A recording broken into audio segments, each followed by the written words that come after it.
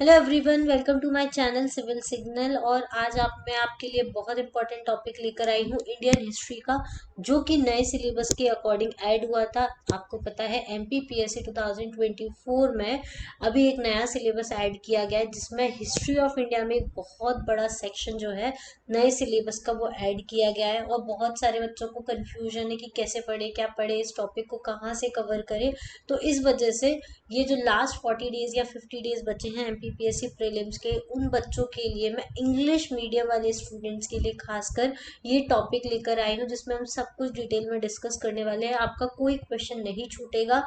मैं ट्राई करूंगी कि एक ही वीडियो में पूरा खत्म कर दूं, लेकिन अगर नहीं फिनिश होता है तो मैं इसके दो वीडियोज आएंगे, मेनली दो वीडियोज इसके बनेंगे। इन दो वीडियोज में ये पूरा जो टॉपिक है वो आपका अच्छे से कवर हो जाएगा, साथ में इससे रिलेटेड जो क्वेश्चंस है वो भी आपके बन जाएंगे। एक और वीडियो आएगा जिसमें हम ये यूनिट वर्क के जो नया टॉपिक ऐड हुआ है उससे रिलेटेड किस टाइप के क्वेश्चन पूछे जाते हैं, जाएंगे एमपीपीएससी एग्जाम में या जा सकते हैं, उसके ऊपर भी हम एक वीडियो डिस्कस करेंगे। तो इस तरीके से आपका ये जो नया सिलेबस वाला जो डर है उसके लिए हम ये वाला वीडियो लेकर आए हैं। जो भी नए एमपीपीएससी प्रीलिम्स के टॉपिक है उन सबको हम अच्छे से कवर करने वाले हैं। ये पूरी एमपीपीएससी प्रीलिम्स की सीरीज होने वाली है, जिसमें सारे नए सिलेबस को हम डिटेल में डिस्कस करेंगे। ठीक है, तो जो इंग्लिश मीडियम के स्टूडेंट्स हैं उनके लिए काफ़ी ज़्यादा बेनिफिट प्रोवाइड करेगा, क्योंकि हिंदी मीडियम का कंटेंट काफ़ी अवेलेबल है यूट्यूब पर इंग्लिश मीडियम का कंटेंट ज़्यादा अवेलेबल नहीं है। तो इसके लिए मैंने ये वीडियो बनाया है। साथ ही मैं आपको एमपीपीएससी प्रीलिम से रिलेटेड कोई भी पीडीएफ की ज़रूरत है तो हमारा जो टेलीग्राम चैनल है सिविल सिग्नल नाम से, आप इसको ज्वाइन कर सकते हैं। ये सारे पीडीएफ भी फ्री में आपको वहाँ पर मिल जाएंगे। उसके अलावा बहुत सारे फुल लेंथ टेस्ट अलग अलग इंस्टीट्यूट्स के पर यूनिट वाइज सिलेबस सब कुछ आपको इस सिविल सिग्नल टेलीग्राम चैनल पर मिलने वाला है। तो आप उसको जाकर ज्वाइन कर लीजिए। ठीक है, चलिए स्टार्ट करते हैं हमारे नए टॉपिक से ज़्यादा देर ना करते हुए, क्योंकि काफ़ी ज़्यादा वास्ट सिलेबस इसको ऐड किया गया है। देखने में बहुत छोटा लग रहा होगा लेकिन छोटा नहीं है, काफ़ी ज़्यादा डिटेल्ड सिलेबस है।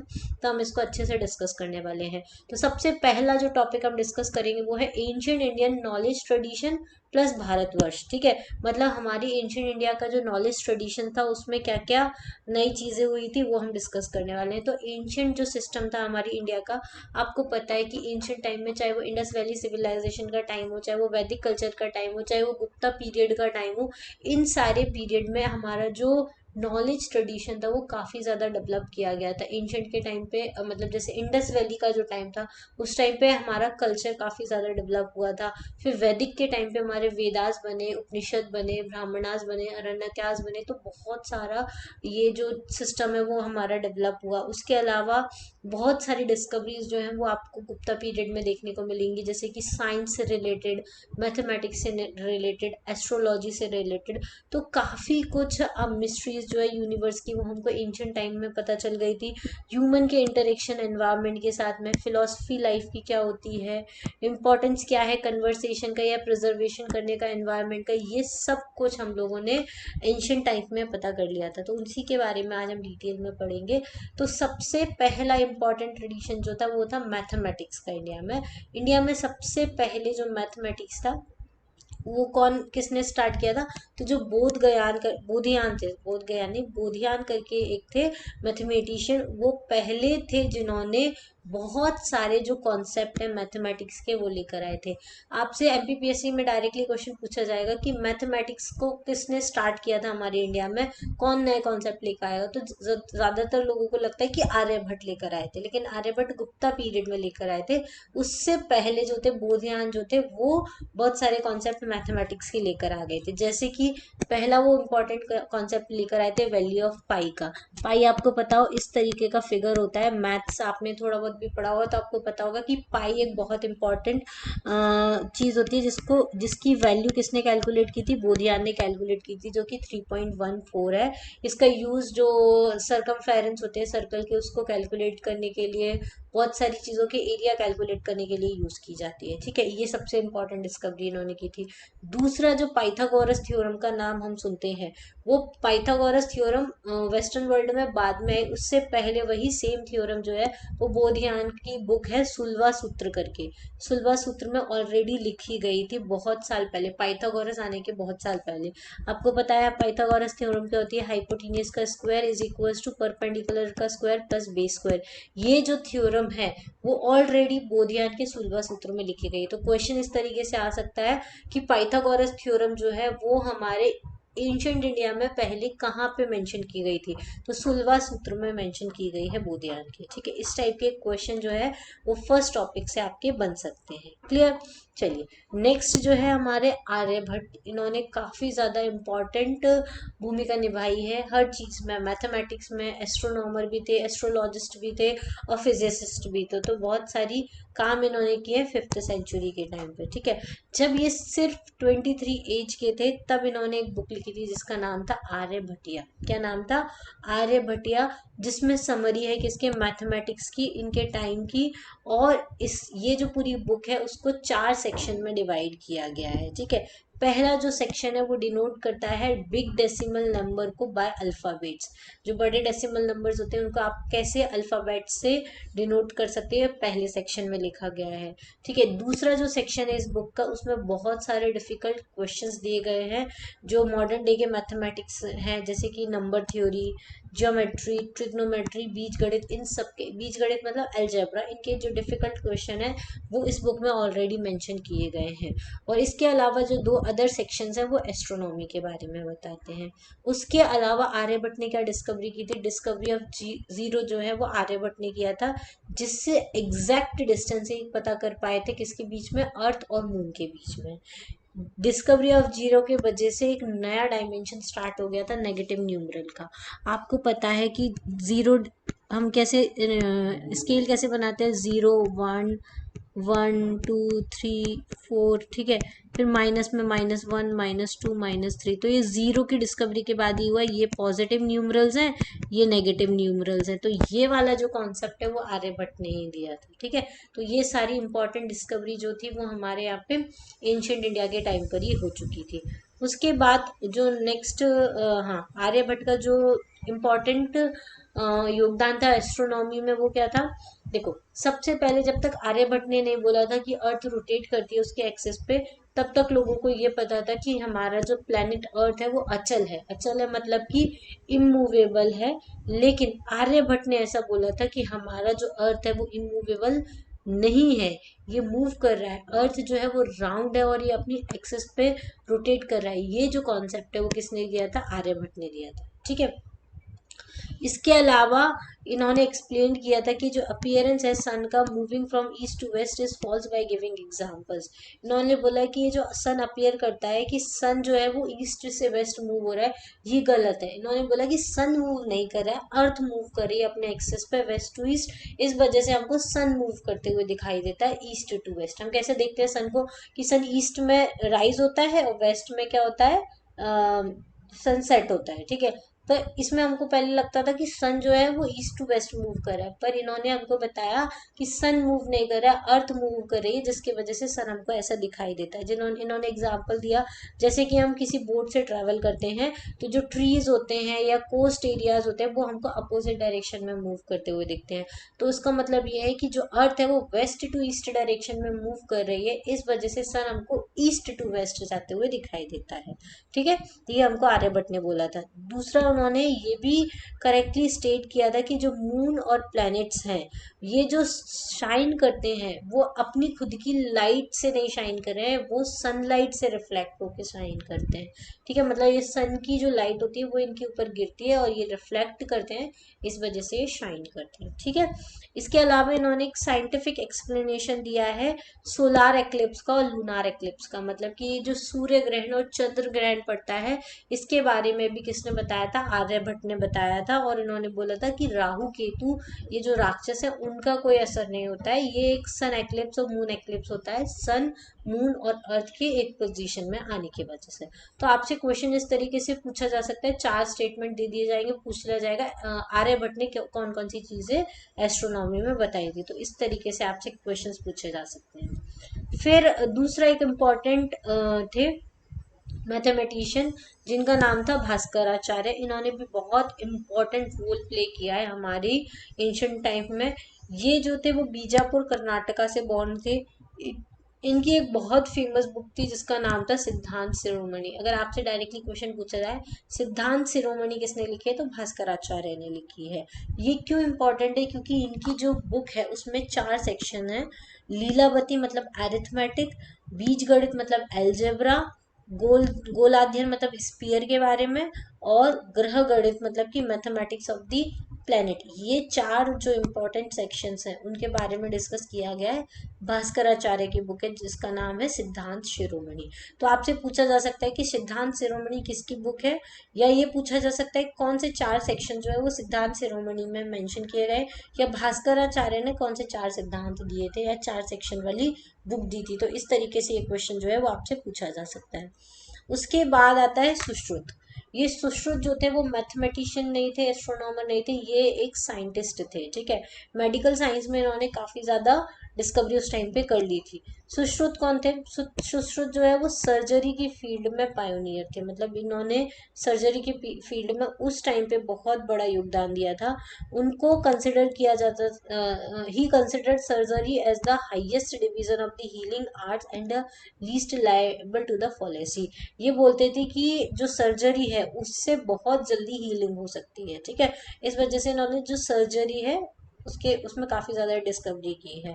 इन्होंने ह्यूमन एनाटॉमी को स्टडी किया with the help of a dead body. जो डेड बॉडी होती है उसके उसके थ्रू इन्होंने पूरी जो ह्यूमन एनाटॉमी होती है, मतलब कैसे ह्यूमन सिस्टम वर्क करता है, उसके बारे में पूरा स्टडी किया था। सुश्रुत ने एक बुक लिखी थी जिसका नाम है सुश्रुत संहिता, और इनका सबसे बड़ा कंट्रीब्यूशन है राइनोप्लास्टी में। राइनोप्लास्टी मतलब प्लास्टिक सर्जरी जो है उसके बारे में सुश्रुत ने एंशियंट टाइम में ही बता दिया था। जो आज हम देखते हैं ना, लोग प्लास्टिक सर्जरी करा रहे हैं, कोई मुंह की करा रहा है, कोई हाथों की करा रहा है, कोई नाक की करा रहा है, तो ये जो राइनोप्लास्टी होती है या प्लास्टिक सर्जरी होती है उसके बारे में सुश्रुत ने ही पहले बता दिया था। और इसके अलावा ऑप्थेल्मिक सर्जरी जो थी उसके बारे में भी इनको पता था, ये इन्होंने की भी थी, जिसको हम बोलते थे रिमूवल ऑफ कैटरेक्ट, मतलब आंखों की सर्जरी जो थी वो भी सुश्रुत ने उस टाइम पे स्टार्ट कर दी थी। इसके अलावा उस टाइम पे एक्चुअली जब एंशियंट टाइम था तो वॉर वॉर बहुत ज्यादा होती थी, तो लोगों किसी की नाक कट जाती थी, किसी के कान कट जाते थे, ये कॉमन पनिशमेंट हुआ करती थी उस टाइम पे। तो कैसे इन जो कटे हुए लिम्स है उनको रीस्टोर करना है, वो सब कुछ सुश्रुत ने अपने सुश्रुत संहिता में लिखी है, और वो लोगों के साथ ये करते थे।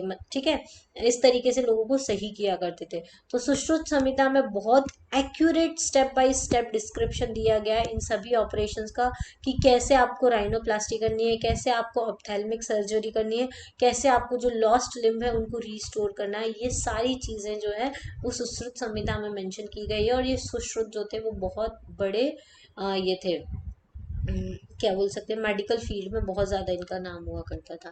ऐसे एक और थे, इनको father of ancient Indian science of medicine बोला जाता है, जिनका नाम है चरक। ऐसा डायरेक्टली आपसे क्वेश्चन पूछा जा सकता है कि father of ancient Indian science of medicine किसको बोला जाता है, तो चरक को बोला जाता है। सुश्रुत में आप कंफ्यूज नहीं होइएगा, सुश्रुत को ये सर्जरी का फादर बोला जाता है। ठीक है, इन्होंने भी एक बुक लिखी थी जिसका नाम था चरक संहिता, जिसमें रिमार्केबल बुक लिखी गई है ये मेडिसिन के ऊपर। ये पहले ऐसे इंसान थे जिन्होंने डाइजेशन के बारे में बताया, मेटाबॉलिज्म के बारे में बताया, इम्यूनिटी के बारे में बताया, और ये बताया कि ये सारी चीजें जो है वो हेल्थ के लिए बहुत इंपॉर्टेंट होती है। इसके अलावा और भी मेडिकल साइंस में इन्होंने बहुत सारी चीजें बताई।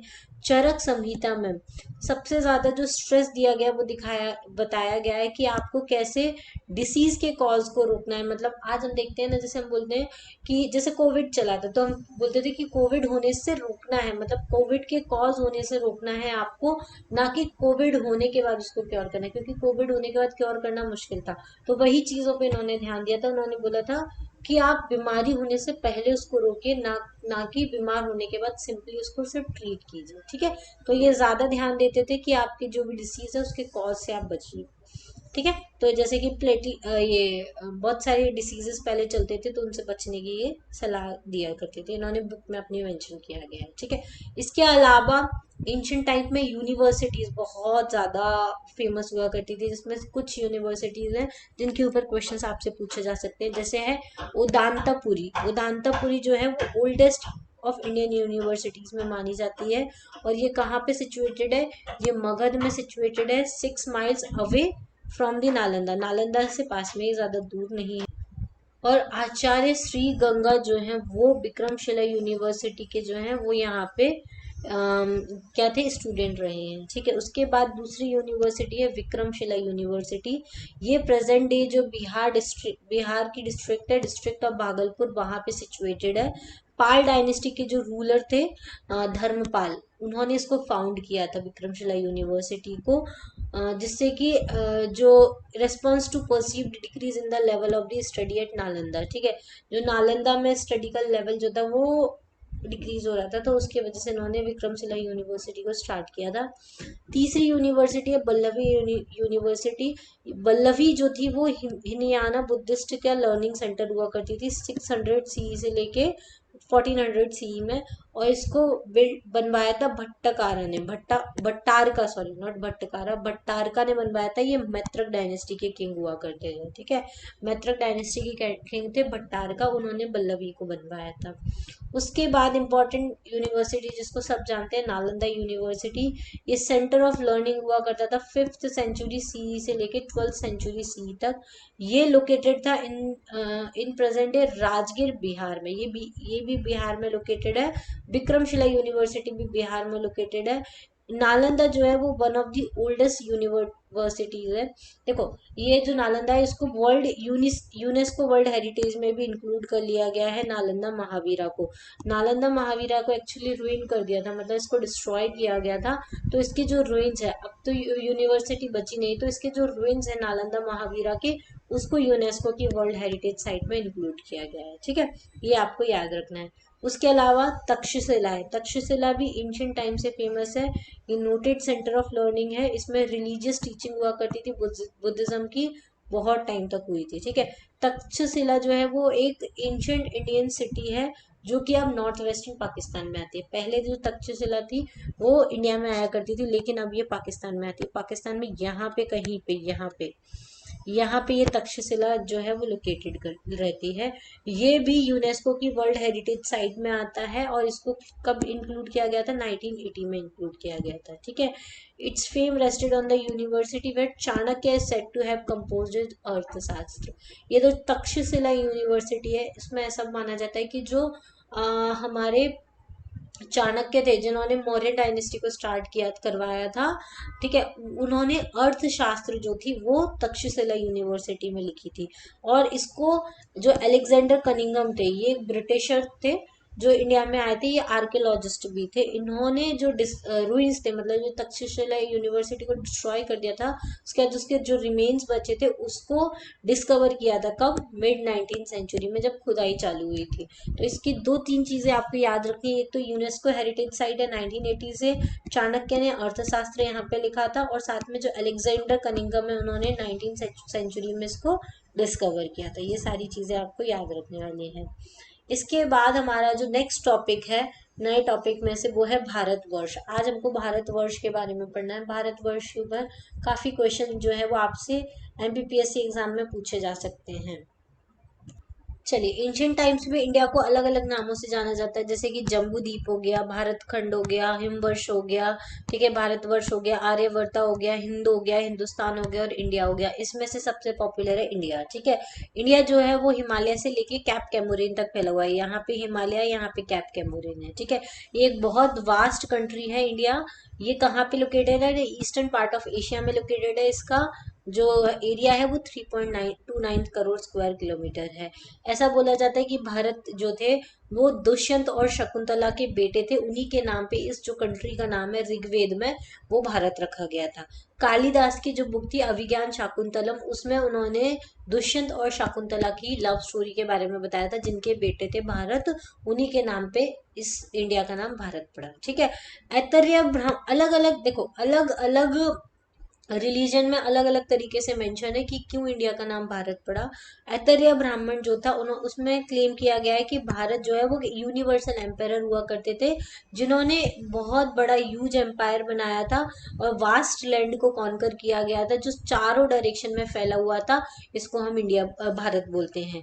विष्णु पुराण में ऐसा बोला गया है कि जो रीजन है south of the sea and the north of the snow capped mountain, मतलब साउथ में सी से लेके ये जो बर्फीले माउंटेन है मतलब हिमालय है, उसको हाँ यहाँ पे सारे भारत के एंसेस्टर रहते थे, इस वजह से इसको भारत बोला जाता है। ठीक है। जैन और भगवत टेक्स्ट में ऐसा लिखा गया है कि Chakravarti was the name of the eldest son of the Bharat Rishabh Dev. जो चक्रवर्ती जो थे ऋषभ देव जो थे, जैन में तीर्थंकर जो है ऋषभ देव, उनका उनके बड़े बेटे का नाम भारत था, इस वजह से पूरे ये कंट्री का नाम जो है वो भारत रखा गया है। दोनों ही रिलीजन जो है वो अपने अपने आप को प्रेज करते हैं। इंडिया का जो नेम है जम्बू द्वीप, आपने कभी रामायण का एक सॉन्ग सुना होगा जिसमें लव कुश गाते हैं, जम्बू द्वीप भरत खंडे, एक राजा हुआ करता था रामचंद्र के से स्टोरी सुनाता है, तो उसमें वो जम्बू द्वीप बोलता है, तो इंडिया को जम्बू द्वीप भी बोला जाता है। ये कहाँ पे मेंशन किया गया था ऐसा पूछा जा सकता है। तो ये सबसे पहले अशोका का जो मिनिएचर इंस्क्रिप्शन है उसमें इंडिया का नाम जम्बू द्वीप लिखा गया है। जम्बू द्वीप क्यों लिखा गया है यहाँ पे? जम्बू मतलब होता है जामुन फ्रूट, और इस एरिया में जामुन फ्रूट बहुत ज्यादा हुआ करते थे, इसलिए इसको जम्बू द्वीप बोला जाता था। ठीक है। तो इस तरीके से भारत के अलग अलग नाम पड़े थे जो मैंने आपको बता दिया है। अब ईरानियंस जो है, जो सबसे पहले इंडिया को, जिन्होंने सबसे पहले हिंदू वर्ड दिया था एक पर्शियन लैंग्वेज में, क्योंकि Hindu is derive from the name of the river Sindhu, Sindhu को ये पर्शियन लैंग्वेज में हिंदू बोला करते थे, तो वहीं से हिंदू रिलीजन आया है, हिंदू हिंदुस्तान आया है, तो ये सारे ईरानियंस के थ्रू आया है। फिर ग्रीक्स एंड रोमन्स जो थे वो सिंधु एज द इंडस, अब वो जो सिंधु थी, सिंधु रिवर है जो यहाँ पे फ्लो करती है इंडिया पाकिस्तान, यहाँ पे यहाँ से जो पूरे में कनेक्ट करती थी ना, यहाँ पे इंडस वैली सिविलाइजेशन में जो इंडस रिवर थी, सिंधु रिवर थी, उसको इंडस बोलते थे and land east of it India. ठीक है। उन्होंने जो सिंधु रिवर थी, सिंधु रिवर के ईस्ट वाला जो पार्ट है ये वाला, एक सेकेंड मैं आपको बताती हूँ, ये सिंधु रिवर है, इस सिंधु रिवर की जो ईस्ट वाला पार्ट है इसको इन्होंने मतलब इंडस रिवर के जो ईस्ट वाला पार्ट है उसको इन्होंने इंडिया बोलना स्टार्ट किया। और जो वर्ड इंडिका यूज किया गया था मेगस्थनीज के द्वारा वो इसी को बिलोंग करता था। ठीक है। मेगस्थनीज को जो ग्रीक्स ने भेजा था ना, वो इस ऐसे ही बोला था, उन्होंने एक बुक लिखी थी इंडिका, वो इंडिया के ऊपर ही लिखी थी, तो वो इंडिका ये ही इंडिया को डिनोट करता था। ठीक है। उसके अलावा जो भारत वर्ष जो है फर्स्ट फाउंड किया गया था हाथी गुम्फा इंस्क्रिप्शन जो है खारवेला का, फर्स्ट सेंचुरी बीसी में, वहां पे भारत वर्ष लिखा गया था, मतलब that is country of Bharat, मतलब ये भारत की कंट्री है, मतलब भारत वर्ष है। तो इस तरीके से भारत वर्ष का अलग अलग उल्लेख किया गया है। तो ये इस तरीके से आपसे क्वेश्चन पूछे जा सकते हैं कि जम्बू द्वीप लिखा गया है, ऐतरेय ब्राह्मणा में क्या लिखा गया है, इस तरीके से आपसे पूछा जा सकता है। जैन में ट्रेडिशन में क्या माना जाता है, तो ऋषभ देव का बड़ा बेटा सन माना जाता है, तो इस तरीके से आपसे पूछा जा सकता है। अब ज्योग्राफिकल पार्ट्स क्या है, तो फिजिकल शेप इंडिया का है। संस्कृत और पाली लिटरेचर में कंट्री को 5 रीजन में डिवाइड किया है उसके शेप के अकॉर्डिंग। नॉर्थ वाला ये जो पार्ट है इसको बोलते थे उदिच्या, ठीक है, यहाँ मेंशन है। मिडिल वाला ये वाला जो पार्ट है इसको बोलते थे मंजिमा देशा। ईस्ट वाला जो पार्ट है ये वाला, इसको बोलते थे पूर्वाच्या। वेस्ट वाला जो पार्ट है इसको बोलते थे प्रातिच्या। और साउथ वाला जो पार्ट है इसको बोलते थे दक्षिण पथा। तो इस तरीके से पूरी इंडिया को जो है जोग्राफिकल पार्ट के नाम दिए गए थे। ठीक है। हुएन सेंग जो थे वो जो इंडिया में आए थे चाइनीज ट्रैवलर, उन्होंने भी इंडिया को बोला था 5 इंडीज है जिसको हम पंच भारत इन्होंने नाम दिया था। तो इस तरीके से आपसे पूछा जा सकता है हुएन सेंग ने क्या नाम दिया था। तो इस तरीके से है। अब हम पढ़ेंगे एंशिएंट इंडिया का लिटरेचर। अब ये बहुत इंपॉर्टेंट टॉपिक है, इसको आपको बहुत ध्यान से पढ़ना है एंड तक। इसमें हम पूरे वेद पढ़ेंगे, उपनिषद पढ़ेंगे, ब्राह्मणा पढ़ेंगे, और किस उपनिषद में क्या मेंशन किया है वो भी हम डिटेल में आज देखने वाले हैं। तो पूरा का पूरा आप वेद उपनिषद देखिए। इसी के साथ ये वाला लेक्चर हम फिनिश कर देंगे। फिर जो बाकी के बचे हैं, पंच महायज्ञ क्या होता है, वर्णाश्रम क्या होते हैं, बोधिसत्व क्या है, तीर्थंकर क्या है, वो हम नेक्स्ट लेक्चर में ले लेंगे। जैसे कि 2 सेक्शन में ये पूरा का टॉपिक जो है आपका फिनिश हो जाएगा। इस टॉपिक की आपको फ्री पीडीएफ चाहिए इंग्लिश मीडियम वाले स्टूडेंट्स को, या इंग्लिश में चाहिए तो प्लीज टेलीग्राम चैनल ज्वाइन कर लीजिए सिविल सिग्नल नाम से। आपको वहाँ पे सारी पीडीएफ मिल जाएगी, एमपीपीएससी से रिलेटेड बहुत सारे एफएलटीज भी आपको मिल जाएंगे जिनको आप सॉल्व कर सकते हैं। ओके, चलिए स्टार्ट करते हैं वैदिक लिटरेचर के बारे में। तो वैदिक लिटरेचर का मतलब होता है ऐसा लिटरेचर जो वैदिक एज में लिखा गया था, और उस लिटरेचर को ब्रॉडली 2 कैटेगरी में डिवाइड किया गया है। पहला है श्रुति और दूसरा है स्मृति। श्रुति का मतलब है कि जिसको सुना जाता है, और स्मृति मतलब जिसको याद रखा जाता है। श्रुति में बहुत सारे जो सेक्रेट टेक्स्ट है हिंदुइज्म के वो आते हैं, जैसे कि वेदास हो गए, ब्राह्मणास हो गए, अरण्यकास हो गए और उपनिषद हो गए। मतलब इन जिनको सुना जाता है उसको हम बोलते हैं श्रुति। फिर स्मृति मतलब जिसको रिमेम्बर रखा जाता है, याद रखा जाता है, जैसे कि पोस्ट वैदिक क्लासिक संस्कृत लिटरेचर हुआ करता था, उसको हम स्मृति के नाम से जानते हैं। जैसे कि बहुत सारा वैदिक टेक्स्ट जो है वो आफ्टर वैदिक एज लिखा गया है, उसको हम स्मृति के नाम से जानते हैं। अब वैदिक लिटरेचर में बहुत सारी चीज़ें, जैसे कि पहला है संहिता, दूसरा है ब्राह्मणा, तीसरा है अरण्यका, चौथा है उपनिषद। ठीक है, ये सारी वैदिक लिटरेचर के अंदर आती हैं। जिसमें संहिता और ब्राह्मणा जो स्टार्टिंग की पहली है, इसमें मंत्रास और रिचुअलिस्टिक एस्पेक्ट्स लिखे हुए हैं वेदास के। मतलब जो वेद है उसके में कौन से मंत्र यूज होते हैं, कौन से रिचुअल्स यूज होते हैं, वो सब कुछ संहिता और ब्राह्मणा में लिखा गया है। दूसरा है अरण्यका और उपनिषद लिटरेचर। ये जो है वो फिलोसॉफिकल एस्पेक्ट्स बताती हैं वेदा की। समझ में आया? संहिता और ब्राह्मणा में मंत्र और रिचुअल्स लिखे हुए हैं, और अरण्यका और उपनिषद में फिलोसॉफिकल एस्पेक्ट लिखे हुए हैं वेद के। ठीक है, अब 4 वेद होते हैं, सबको पता होगा, जिसको नहीं पता है वो देख लीजिए। ऋग्वेद, यजुर्वेद, सामवेद, अथर्ववेद, ये 4 वेद होते हैं, और इन चारों वेदों को एक कलेक्टिवली जो है वो संहिता बोला जाता है। और संहिता जो है वो मंत्र रिलेटेड पार्ट है वेदास का। ठीक है, तो संहिता मतलब ये चारों वेद जो है उनको कलेक्टिवली संहिता बोलते हैं, और उसमें मंत्र लिखे हुए हैं वेदास के। फिर ब्राह्मणा जो है वो ब्राह्मणा में क्या लिखे हुए हैं, यज्ञ रिलेटेड रिचुअल्स लिखे हुए हैं। जैसे यज्ञ जो परफॉर्म किए जाते हैं उसमें कौन कौन से रिचुअल्स, कौन कौन सी विधि होती है, उसको ब्राह्मण टेक्स्ट में लिखा गया है। ठीक है, जो क्वालिटीज होती है अरण्यका में जो मंत्र लिखे हुए हैं वो हमको मिस्ट्री एक्सप्लेन करती है कि किसके पीछे क्या मिस्ट्री है, ये सब अरण्यका में एक्सप्लेन किया गया है। जबकि उपनिषद जो है वो वेद की फिलोसॉफिकल और लॉजिकल एस्पेक्ट्स बताते हैं। ठीक है, एक्सप्लेन करते हैं कि वेद को जो फिलोसॉफिकल और लॉजिकल एक्सप्लेनेशन है वो उपनिषद में दिया गया है। उपनिषद जो होते हैं उसको वेदांता भी बोला जाता है, क्योंकि ये सबसे लास्ट पार्ट है वेद का। मतलब कि वेद का यहाँ अंत होता है, इसलिए इसको वेदांता भी बोला जाता है उपनिषद। ठीक है, समझ में आ गया? तो जो 4 वेद होते हैं उसको कलेक्टिवली संहिता बोला जाता है। संहिता और ब्राह्मण जो है उसमें मंत्र और रिचुअल्स लिखे हुए हैं। अरण्यक और उपनिषद जो है उसमें फिलोसॉफिकल एस्पेक्ट लिखा हुआ है। ठीक है, ये सब चीजें हैं। फिर वेद को लिखा किसके द्वारा गया था, तो वेद व्यास के द्वारा लिखा गया था, और इसको 4 पार्ट्स में डिवाइड किया गया है। वो 4 पार्ट आपको पता है। पहला है ऋग्वेद, दूसरा है यजुर्वेद, तीसरा है सामवेद और चौथा है अथर्ववेद।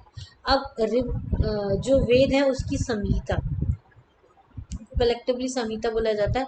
तो ऋग्वेद की जो संहिता है उसका नाम है ऋग। ये आपसे डायरेक्टली एमपीपीएससी में पूछा जा सकता है। यजुर्वेद 2 पार्ट में डिवाइडेड है, एक तो शुक्ल यजुर्वेद, एक कृष्ण यजुर्वेद। उन दोनों की संहिता का नाम है यजुषा। सामवेद की संहिता का नाम है साम, और अथर्ववेद की संहिता का नाम है अथर्ववेद। डायरेक्टली आपको सिंपल नाम के फॉर्म में ही याद हो जाएगा। अब जो ब्राह्मणा टेक्स्ट लिखे हुए हैं हर वेद से रिलेटेड, वो आपको पता होना चाहिए। जैसे ऋग्वेद में के 2 ब्राह्मण टेक्स्ट हैं, एक तो है ऐतरेय ब्राह्मणा और दूसरा है कौशितिकी ब्राह्मण, ठीक है। अब जो ऐतरेय ब्राह्मण है वो महिदास ने लिखा है, और कौशिकी ब्राह्मणा जो है वो सांख्यायन ने लिखा हुआ है, ठीक है। ये दो चीजें आपको याद रखनी है। वही ऋग्वेद के अरण्य का कौन से है, ये दो सेम ही अरण्य का है, जिसमें ऐतरेय और कौशिकी दोनों सेम नाम से हैं, और उपनिषद भी सेम नाम से हैं, ऐतरेय और कौशिकी, ठीक है। ये आपको याद रखना है।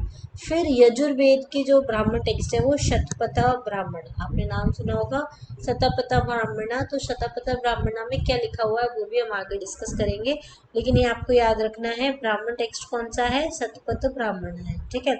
अब यजुर्वेद का जो अरण्य का है वो अलग है।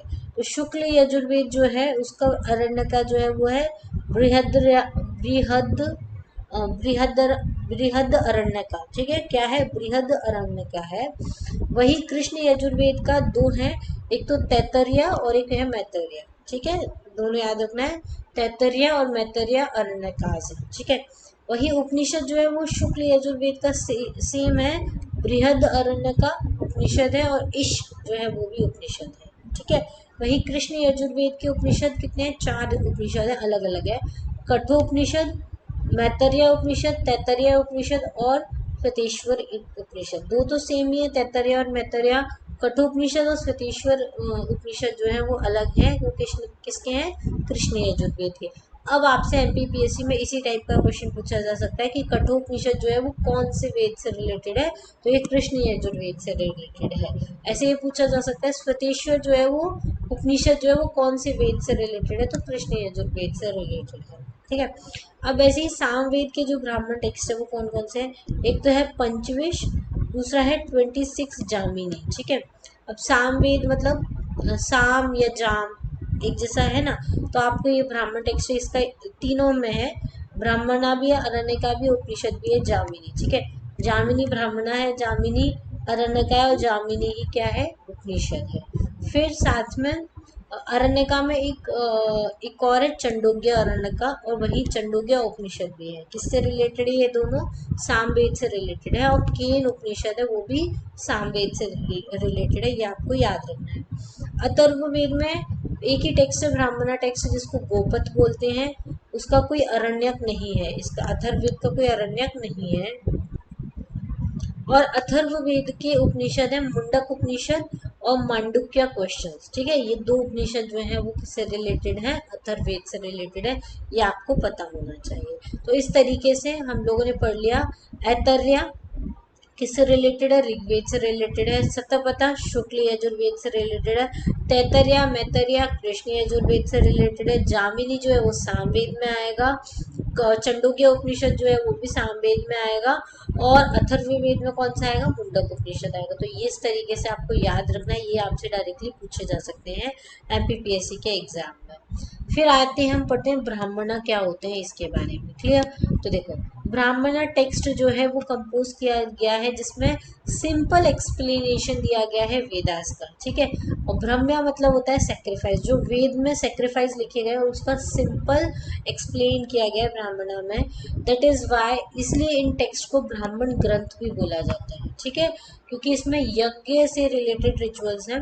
जो वेदास में जो यज्ञ बताए गए हैं उन यज्ञ के रिचुअल्स जो है वो ब्राह्मण टेक्स्ट में लिखे गए हैं, ठीक है। वेद जो होते हैं वो किसके ऊपर एम्फेसाइज करते हैं, प्रेज प्रेयर, इनके ऊपर एम्फेसाइज करते हैं। वहीं ब्राह्मणिकल कोड जो है वो एम्फेसाइज करता है रिचुअल्स के ऊपर, जो विधि होती है, जैसे यज्ञ करने की एक विधि होती है, वो रिचुअल्स होते हैं, पूजा करने के रिचुअल्स होते हैं कि पहले चंदन लगाना है, फिर चावल चढ़ाना है, फिर फल चढ़ाने हैं, फिर फूल चढ़ाने, ये रिचुअल्स के अंदर आते हैं, ठीक है। हर वेद के अपने डिफरेंट ब्राह्मण है, जो अभी हम लोगों ने डिस्कस किया, जैसे कि ऋग्वेद का कौन सा है, ऐतरेय ब्राह्मण है, तो वो अलग है। फिर सामवेद का कौन सा है, चंडोग्य है, जामिनी है, तो ये सारे अलग अलग है, ठीक है। ऐसे शतपथ ब्राह्मण है किसका, ये देखो मैंने आपको यहाँ पे बताया था, शतपथ ब्राह्मण जो है वो शुक्ल यजुर्वेद से रिलेटेड है, ये रहा शुक्ल यजुर्वेद से रिलेटेड है शतपथ ब्राह्मण, ठीक है। अब ये जो शतपथ ब्राह्मण है उसने एक प्लेस ऑक्यूपाई की है ऋग्वेद के बाद, क्योंकि वैदिक लिटरेचर जो है occupies a place after the Rigved in Vedic literature as a source for the history of Vedic India।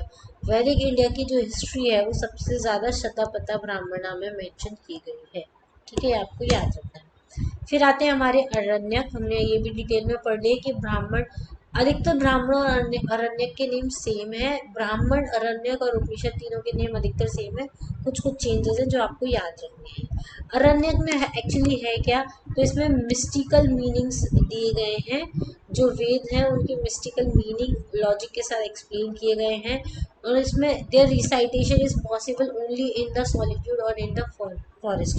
अब ये जो अरण्यक है इसको रिसाइट मतलब पढ़ा कहाँ जाता है, तो अकेले में फॉरेस्ट में बैठ के पढ़ा जाता है। फॉरेस्ट मतलब जंगल में पढ़ा जाता है, इसलिए इसका नाम अरण्यक है। फॉरेस्ट को एक तरीके से अरण्यक भी बोला जाता है संस्कृत लैंग्वेज में। तो इस वजह से इन सारे जो ग्रंथ है अरण्यक जो लिखे हुए हैं, अरण्यक टेक्स्ट जो है उसको फॉरेस्ट में बैठ के पढ़ा जाता है, इसलिए इनको अरण्यका बोला जाता है, क्योंकि ये फॉरेस्ट में पढ़े जाते हैं।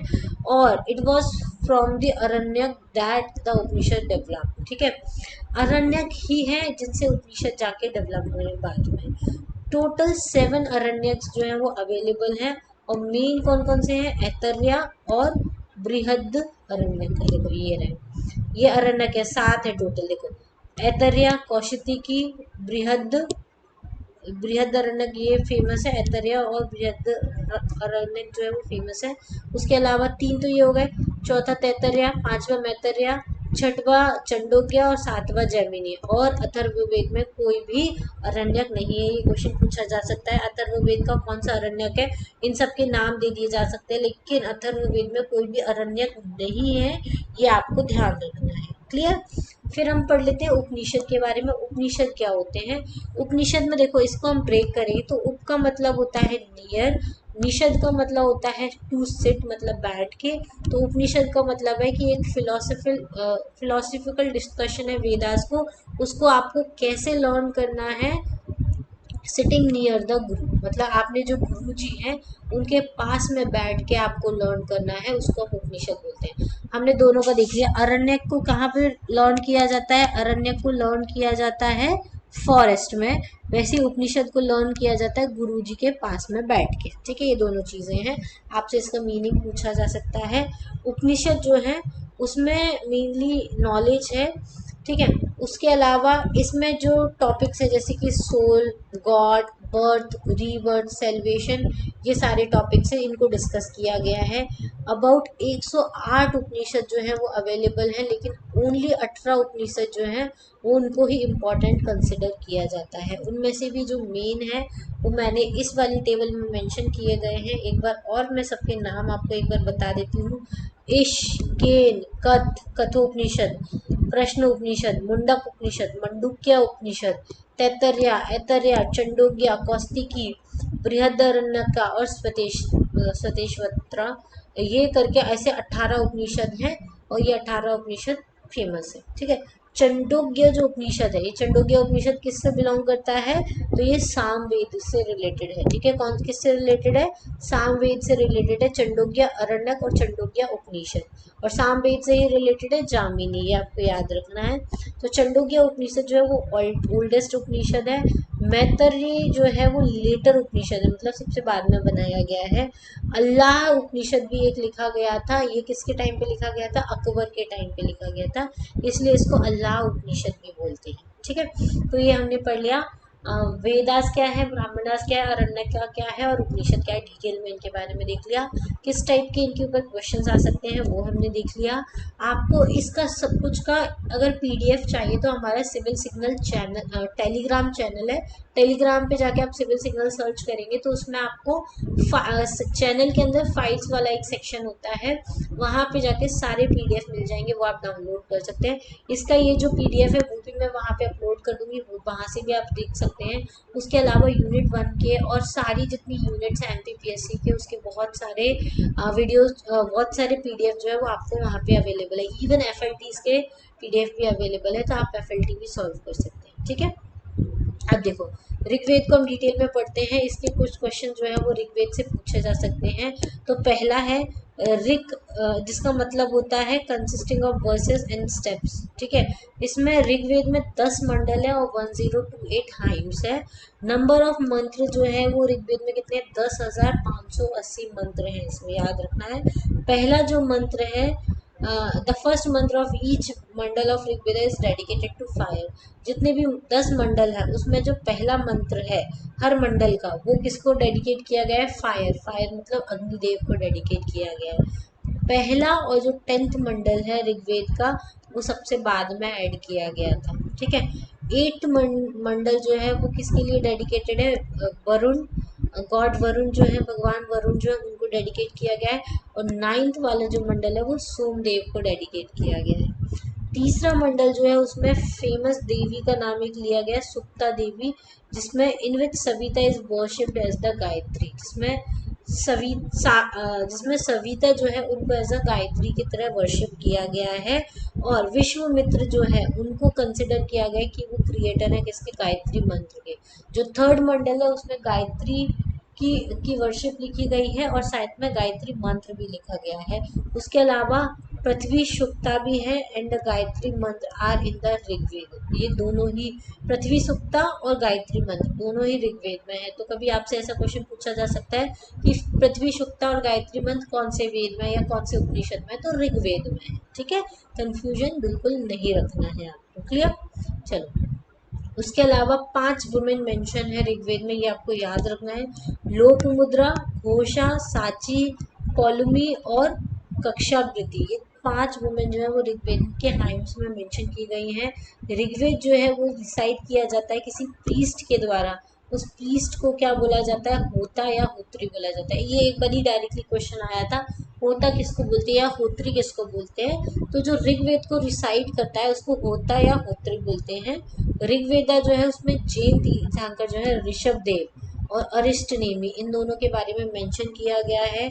फिर महामृत्युंजय मंत्र जो है उसको 7th मंडल जो है ऋग्वेद का, वहाँ पे मेंशन किया गया है। ये आपको याद रखना है। महामृत्युंजय मंत्र को जो है वो जो 7th मंडल है उसमें मेंशन किया गया है। और ये महामृत्युंजय मंत्र किसने कंपोज किया था? तो मार्कंडेय ऋषि ने इसको कंपोज किया है। ठीक है। विष्णु और लक्ष्मी जो है वो सबसे पहले मेंशन जो है वो ऋग्वेद में किए गए थे। ब्रह्मा जी जो है वो मेंशन नहीं है ऋग्वेद में। ठीक है, ब्रह्मा जी का मेंशन नहीं किया गया है ऋग्वेद के अंदर। नदी शुक्ता जो है वो 10th मंडल जो है ऋग्वेद का, वहाँ पे मेंशन की गई है। और टोटल जो कितनी रिवर मेंशन है? तो 21 रिवर्स को मेंशन किया गया है, जिसमें गंगा जो है वो पहली रिवर है और इंडस जो है वो मोस्ट मेंशनड रिवर है। ठीक है, गंगा पहली रिवर है और इंडस को सबसे ज़्यादा मेंशन किया गया है। हम एमपी से हैं तो एमपी पीएससी में कौन सी रिवर इंपॉर्टेंट है? नर्मदा रिवर। तो इसके बारे में आपको याद रखना है कि नर्मदा जो है उसको मेंशन नहीं किया गया है ऋग्वेद में। ठीक है, समझ में आया?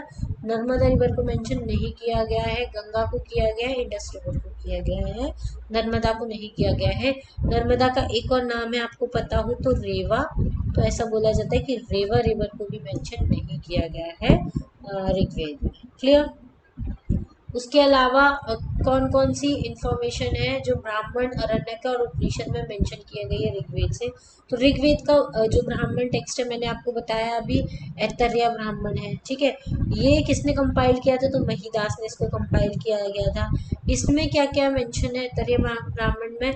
रूल्स ऑफ कोरोनेशन, मतलब जो राजा होते हैं उसको कैसे क्राउनिंग करनी है उनके रूल्स मेंशन है। ठीक है, इवन जो राजा कुछ कोरोनेटेड किंग मतलब जिनको सिंहासन पे बिठाया गया था उनके नाम भी मेंशन है ऐतरेय ब्राह्मण में। फिर जो ड्यूटीज होती है 4 वर्ण की, उनको the duties of the 4 varnas in exchange for 100 cows to be sacrifice in the yajna. क्या क्या ड्यूटीज होती है 4 वर्ण की, वो मेंशन की गई है। किसके एक्सचेंज में? अगर 100 काउज है, अगर 100 काउज जो है अगर आप उसको सेक्रीफाइस कर रहे हो यज्ञ में, तो उसकी एक्सचेंज में क्या ड्यूटीज होती है चारों वर्ण की, वो मेंशन की गई है ऐतरेय ब्राह्मण में। ठीक है, ऐतरेय ब्राह्मण में सन जो है मतलब बेटे जो होते हैं उनको बोट बोला गया है, जो हेल्प करते हैं अपने पेरेंट्स को वर्ल्डली ओशन को क्रॉस कराने में। मतलब ये जो संसार रूपी समुद्र है उसको क्रॉस कौन कराता है? उसकी नाव कौन है? तो उसका बेटा होता है। इस वजह से बेटों का इतना महत्व होता है हमारे हिंदू समाज में। सबको बेटे चाहिए होते हैं क्योंकि उनको लगता है कि जो बेटे होते हैं वो हमारे समाज से हमको तार कराते हैं। ठीक है, फिर ऋग्वेद से रिलेटेड एक और ब्राह्मण है, वो है कौस्तिकी ब्राह्मण, जो किसने लिखा है, सांख्यायना ने लिखा है। ठीक है, ये आपको पता होना चाहिए। दूसरा वेद है सामवेद। ठीक है, जिसका मतलब होता है साम, साम मतलब होता है सिंगिंग। मंत्र जो कंपाइल किए गए साम वेद में, वो संग मतलब गाए जाते हैं in the praise of God, मतलब भगवान के लिए जो मंत्र है वो गा गा के। आपने देखा हो जहाँ पे भी कहीं यज्ञ होते हैं तो जो पंडित लोग मंत्र पढ़ते हैं ना, वो गा गा के पढ़ते हैं, तो वो सामवेद में लिखे गए हैं वो सारे मंत्र। ठीक है, सामवेद जो है वो सबसे स्मॉलेस्ट है चारों वेदों में। सामवेद जो है उसमें टोटल 27 चैप्टर्स है और 1875 मंत्र हैं, 1875 मंत्र हैं। सूर्य देव जो है sun god is presiding deity of the Samaveda. सबसे ज़्यादा प्रिसाइडिंग डीटी कौन है, सूर्य देव की पूजा ज़्यादा लिखी गई है। इसमें जो जितने भी हाइम्स हैं वो अधिकतर भगवान सूर्य देव के लिए लिखे गए हैं, लेकिन there is also some description of Indra and Somdev. सबसे ज़्यादा सूर्य देव के लिए मंत्र लिखे गए हैं और उसके बाद फिर इंद्रदेव के लिए लिखे गए हैं और सोमदेव के लिए लिखे गए हैं। ठीक है, फिर सामवेद जो है वो सबसे ओल्डेस्ट बुक है इंडियन म्यूजिकोलॉजी की, मतलब सबसे पहली म्यूजिक के ऊपर कोई बुक लिखी गई थी तो वो सामवेद लिखी गई है। और इसको father of Indian classical music भी बोला जाता है। सामवेद को क्या बोला जाता है, father of Indian classical music. यहीं से जो क्लासिकल म्यूजिक है वो निकल के आया था। ठीक है, पूरा जो सामवेद है वो वर्ष में लिखा गया है। Udgata use to sing the composition of Samaveda during the Soma yajna. ठीक है, उद्गाता जो होती है वो हमेशा गाती है सामवेद को जब यज्ञ होते हैं, सोम यज्ञ होते हैं तब। जो फर्स्ट अपीयरेंस है सामवेद का वो एट्रीब्यूटेड टू द जामिनी है, अ disciple of the Ved Vyas. ठीक है, जो पहला अपीयरेंस है सामवेद का वो किसको एट्रीब्यूट करता है, जामिनी को एट्रीब्यूट करता है। इस वजह से जो ब्राह्मण टेक्स्ट और अन्य का टेक्स्ट लिखे हैं सामवेद के, वो जामिनी के नाम से लिखे गए हैं। ठीक है, ये आपको याद रखना है। तो जामिनी जो है वो किससे रिलेटेड है, सामवेद से रिलेटेड है। ओके, चलिए अब हम पढ़ लेते हैं कौन कौन से ब्राह्मण, अरण्यक और उपनिषद जो है वो सामवेद से रिलेटेड है। तो सबसे पहला जो अरण्यक है, उपनिषद है, वो है चंडोग्य उपनिषद। ये जो है वो सामवेद से रिलेटेड है। ये एक इतिहास पुराण है। In the Chandogya Upanishad is called the Pancham Veda. ठीक है, इतिहास पुराण लिखा गया है चंडोग्य उपनिषद में, जिसको हम पंचम वेद बोला जाता है। इसमें कृष्णा को फर्स्ट टाइम मेंशन किया गया था as the son of Devaki and disciple of the Ghor Angira. ठीक है, इसमें पहली आपको याद रखना है, चंडोग्य उपनिषद जो है उसमें सबसे पहली बार कृष्ण को मेंशन किया गया था कि वो देवकी के पुत्र हैं। ठीक है, अब जो डायलॉग है किसके बीच में, अरुणी उदालका एंड श्वेतकेतु। ठीक है, on the subject of inseparability of the Brahman and Atma, Brahma आत्मा। आत्मा और ब्रह्मा के, ब्रह्म और आत्मा का कभी भी सेपरेशन नहीं हो सकता। उनके बीच का जो डायलॉग है अरुणी उदालका और श्वेतकेतु के बीच में, वो चंडोग्य उपनिषद में लिखा गया है, ये आपको याद रखना है। Tattvam Asi is also describe in the Chandogya Upanishad. Tattvam Asi जो है वो, ये जो है इसको किस में डिस्क्राइब किया गया है, चंडोग्य उपनिषद में डिस्क्राइब किया गया है। और जो स्टोरी है सत्यकामा जबल की, सत्यकामा जबल की जो स्टोरी है वो चंडोग्य उपनिषद के 4th चैप्टर में लिखी गई है। तो चंडोग्य उपनिषद में क्या लिखा गया है, एक तो पंचम वेद लिखे गए हैं इतिहास पुराण में, दूसरा कृष्ण का मेंशन है, देवकी के पुत्र हैं, तीसरा वो ब्रह्म और आत्मा के बीच में जो डायलॉग है वो लिखा गया है, तत्वमसी के बारे में डिस्क्राइब किया गया है, और सत्यकामा जो है उनकी पूरी स्टोरी जो है वो चंडोग्य उपनिषद में लिखी गई है। और चंडोग्य उपनिषद किसमें है, सामवेद में है, ये आपको याद रखना है। क्लियर, चलिए अब नेक्स्ट है हमारा यजुर्वेद। देखो यजुर्वेद के ना 2 पार्ट्स हैं यजुर्वेद की, इसकी हमने पहले भी अभी डिस्कस किया था। एक है कृष्ण यजुर्वेदा और दूसरा है शुक्ल यजुर्वेदा। कृष्ण यजुर्वेदा जिसमें ब्रह्म संप्रदाय के बारे में, और शुक्ल यजुर्वेद जो है उसमें आदित्य संप्रदाय के बारे में। कृष्ण यजुर्वेद जो है वो प्रोज और वर्सेस में कंपोज किया गया है, जबकि शुक्ल यजुर्वेद जो है वो सिर्फ वर्सेस में किया गया है। ये आपसे पूछा जा सकता है, कृष्ण जो है वो प्रोज और वर्स में किया गया है, शुक्ल जो है वो सिर्फ वर्स में किया गया है, ये आपको याद रखना है। शुक्ल यजुर्वेद जो है उसको वजासनई संहिता भी बोलते हैं, बिकॉज याज्ञवल्क्य जो है वो सन थे किसके, वज्र सेना के थे, वर्ल्ड फर्स्ट सीयर। ठीक है, तो शुक्ल यजुर्वेद को इसलिए वत्सनेय संहिता भी बोला जा सकता है। वर्ल्ड फेमस जो गायत्री मंत्र और महामृत्युंजय मंत्र जो है वो यजुर्वेद में भी मेंशन किया गया है। हमने देखा था कि जो गायत्री मंत्र और महामृत्युंजय मंत्र था वो ऋग्वेद में मेंशन किया गया था, लेकिन ये यजुर्वेद में भी मेंशन किया गया, ये आपको याद रखना है। जो ऋग्वेद है, सामवेद है, यजुर्वेद है, इन तीनों को कलेक्टिवली, ऋग्वेद, सामवेद और यजुर्वेद तीनों को कलेक्टिवली त्रिमूर्ति बोला जाता है और चारों को मिलके संहिता बोला जाता है।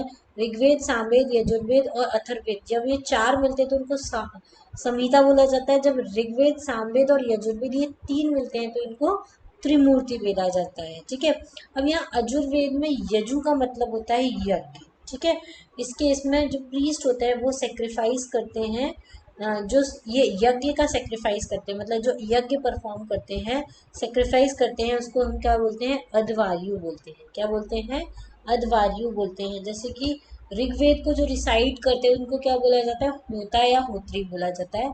ऐसे यजुर्वेद में जो यज्ञ परफॉर्म करते हैं, सेक्रीफाइस करते हैं, उसको अध्वर्यु बोला जाता है। ठीक है, ये आपको याद रखना है। अब कौन कौन से ब्राह्मण, अरण्यक और उपनिषद जो है वो यजुर्वेद से रिलेटेड है। ठीक है, तो आपको पता है कि मैंने आपको बताया था सबसे पहले ही कि यजुर्वेद से कौन कौन से, तो देखो एक तो ब्राह्मण में सतपथा ब्राह्मण जो है वो रिलेटेड है, और तैतरीय और मैतरेय, अरण्यकास और कठोपनिषद, मैतरेय उपनिषद, तैतरीय उपनिषद और श्वेतेश्वर उपनिषद और बृहद अरण्यका और इतने सारे जो है उपनिषद, अरण्यका और ब्राह्मण जो है वो यजुर्वेद से रिलेटेड है, ये आपको पता होगा। ठीक है, उसके बाद ये देखो इसमें अब हम पढ़ेंगे डिटेल में क्या क्या मेंशन है। तो जो सत्यम शिवम सुंदरम, सत्यम शिवम सुंदरम जो फ्रेज है वो कहाँ से लिया गया है, कठोपनिषद से लिया गया है।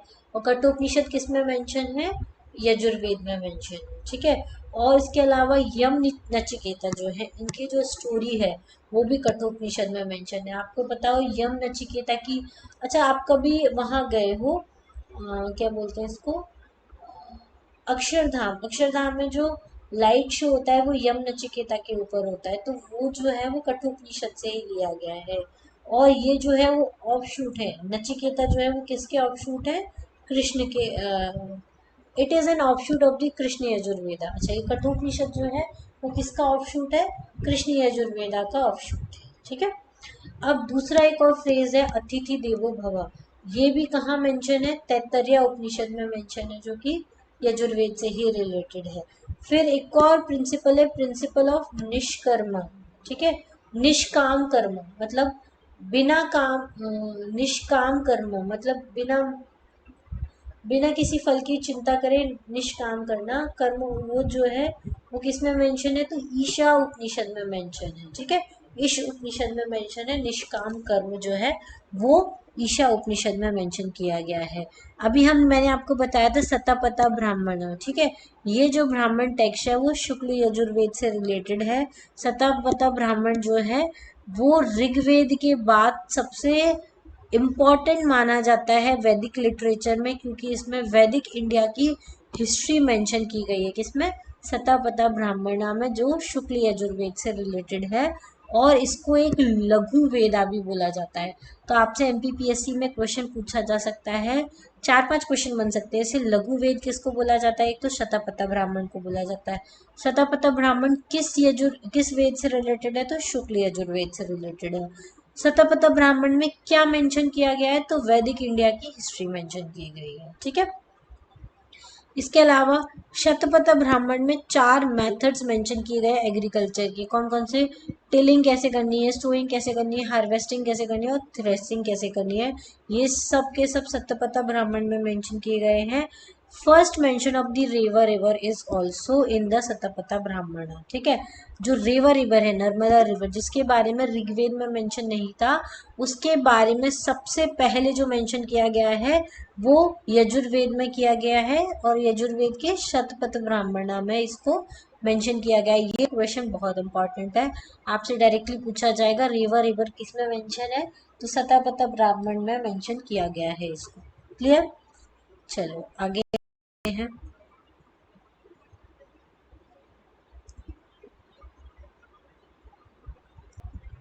ओके, नेक्स्ट इम्पोर्टेंट जो उपनिषद है वो है बृहद अरण्यका उपनिषद। ये भी शुक्ल यजुर्वेद में मेंशन किया गया है। किसमें मेंशन किया गया है? शुक्ल यजुर्वेद में मेंशन किया गया है।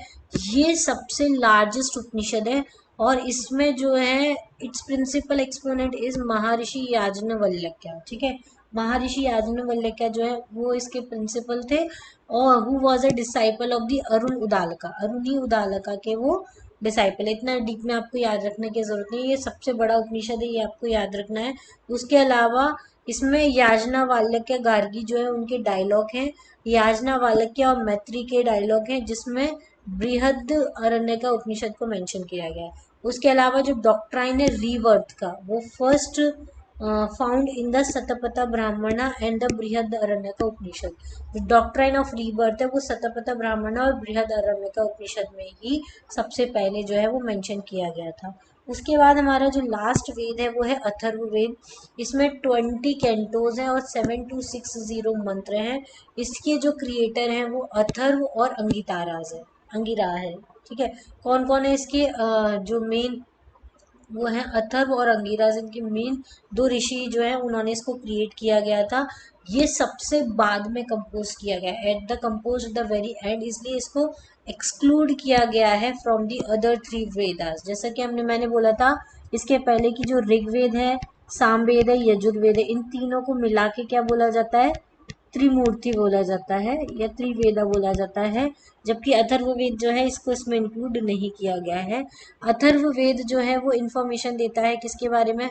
मैजिक के बारे में, तंत्र मंत्र के बारे में और मेडिसिन के बारे में। ठीक है, ये अधिकतर इंफॉर्मेशन जो आपको देता है वो मेडिसिन के बारे में देता है, वर्ल्डली लाइफ के बारे में देता है। जो अथर्व ऋषि जो थे उन्होंने इनको लिखा था पहली बार, इसलिए इस वेद का नाम जो है वो अथर्व वेद लिखा गया है। It is also known as the Atharva Angiras. ठीक है, इसको अथर्व ऋषि ने लिखा था, अथर्व ऋषि ने कंपोज किया था, इसलिए इसको अथर्व अंगिरा के नाम से भी जाना जाता है। War begins in the human mind, this is mentioned in the Atharvaveda. मतलब जो सारी लड़ाई या वॉर स्टार्ट होती है वो इंसान के दिमाग से ही स्टार्ट होती है, डायरेक्टली स्टार्ट कहीं पे भी नहीं होती, किसी क्षेत्र में नहीं होती है। तो दिमाग में ही वॉर होती है, तभी वॉर होती है, अदरवाइज नहीं होती है। अब अथर्ववेद से रिलेटेड कौन कौन से ब्राह्मण अरण्यकाज है? तो जो हमारा नेशनल मोटो है सत्यमेव जयते, जो हमारे सत्यमेव जयते जो हम नेशनल एम्बलम पे यूज करते हैं, ये कहाँ से लिया गया है? मुंडक उपनिषद से लिया गया है। और मुंडक उपनिषद का किसमें मेंशन है? किसका उपनिषद है? अथर्ववेद का उपनिषद है। इसका याद रखना है, अथर्ववेद का कोई ब्राह्मण टेक्स्ट अभी तक नहीं लिखा गया है। ठीक है, मुंडक उपनिषद जो है वो and yajna are compare to the broken board.